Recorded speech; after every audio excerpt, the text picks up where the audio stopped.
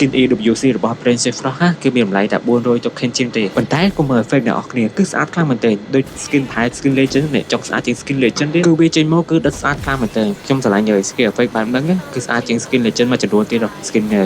Princess Frost នេះ legend ណាគឺមានច្រើនហើយប៉ុន្តែមានតែ skin មួយដែលខ្ញុំមើលទៅគិតថាខ្ញុំឆ្លាញ់ជាងគេវាមានអារម្មណ៍ថាចេញមកគឺច្បាស់ដិតស្អាតខ្លាំងហ្មងហើយ skin ហ្នឹងដែរគេដាក់លក់ឲ្យអ្នកនរគ្នាហើយក៏មានការផ្ចុះតម្លៃដែរហើយ skin ហ្នឹងគេអត់ free ទេគេដាក់លក់ប៉ុន្តែគេមាន mission ដែលយើងធ្វើដើម្បីគេផ្ចុះតម្លៃដែលវាថោកពីមុនអញ្ចឹងណាចឹងតម្លៃវាគឺក្រៅពីពេជ្រទេប៉ុន្តែ skill effect វាគឺស្អាតអញ្ចឹងល្មមអ្នកនរគ្នាអាចសេរីស្រង់ឲ្យទៅហើយខ្ញុំអីគឺຕົក token ចាប់ single lab ហើយព្រោះ skin នេះខ្ញុំចង់ skip សិនហើយព្រោះខ្ញុំក៏មិនសូវដែរលេងដែរហើយអញ្ចឹងគឺងាយស្រួលទេអ្នកនរគ្នាគាត់យើងចូលលេងជារាល់ថ្ងៃទៅ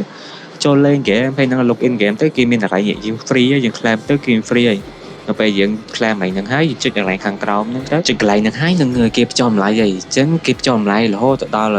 428 token ចឹងដំបូងឡើយគេលក់តម្លៃលើនឹងទៀតអញ្ចឹងអ្នកនរគ្នាគាត់ថាធ្វើ mission វាអស់ទៅគេចុះតម្លៃតប៉ុណ្្នឹងហើយហើយអញ្ចឹងនៅសល់តែ5ថ្ងៃទៀតទេអ្នកនរគ្នាអញ្ចឹង skin ហ្នឹងក៏ចេញមកឲ្យជួដែរអញ្ចឹងមកគ្នាយើងគិតថាប៉ុណ្្នឹងអូខេគឺ